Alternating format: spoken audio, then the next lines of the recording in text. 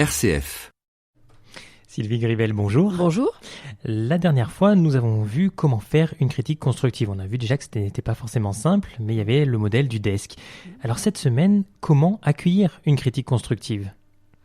Alors là aussi, il y a un modèle, qui est le modèle EERC. Ah oui, plus dur à dire celui-là.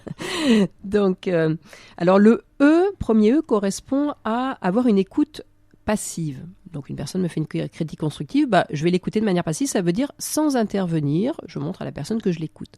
Ensuite, on a parfois besoin de clarifier ce qu'elle nous a dit, donc on va rentrer dans une phase d'écoute active où là, on peut poser des questions pour faire préciser ses propos. Ensuite, c'est reformuler, redire avec nos propres mots ce que l'on a compris du message. Reconnaître, si nécessaire, le sentiment que ça a fait vivre à la personne, l'émotion que ça lui a fait vivre. Et choisir de changer quelque chose, de ne pas changer ou éventuellement de négocier quelque chose avec l'autre. Alors, est-ce que vous avez un exemple concret à nous donner ? Oui. Alors, imaginons que vous ayez un ami qui ait trahi un secret que vous lui avez confié. Donc, la personne vous fait une critique constructive, c'est-à-dire donc un DESC qu'on avait vu la fois d'avant.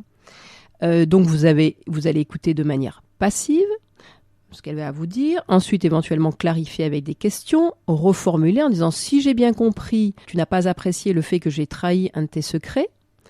R, reconnaître le sentiment de la personne, l'émotion. Je comprends que ça ait pu te blesser ou te toucher, que j'ai trahi ton secret. C, choisir. Je choisis de changer, c'est-à-dire dorénavant, je serai vigilant à ce point-là, je ne trahirai plus ton secret. Choisir de ne pas changer. Eh bien si, je décide de trahir de tes secrets. Alors là, l'amitié en prend un coup.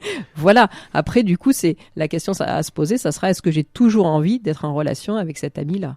Est-ce que ça fait toujours partie de mes valeurs, ce type de relation ? Ça paraît simple comme ça, mais c'est pas forcément si simple.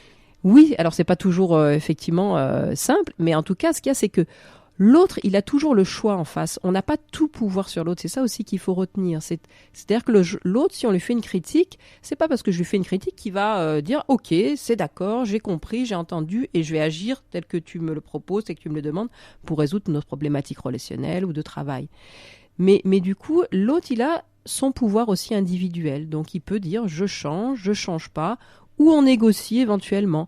Et là, alors la négociation, je sais pas ce que ça pourrait être. Je trahis un petit secret, mais pas un grand secret, ou voilà.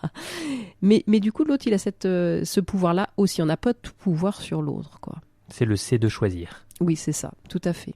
Voilà, c'était pour ce qui concernait des critiques constructives, mais on verra qu'il y a aussi des critiques non constructives. Oui, tout à fait. Et là, je pense que c'est plus régulièrement dans la vie qu'on a des critiques non constructives que des critiques constructives. On en parle la prochaine fois ? Oui, voilà, c'est ça. À bientôt.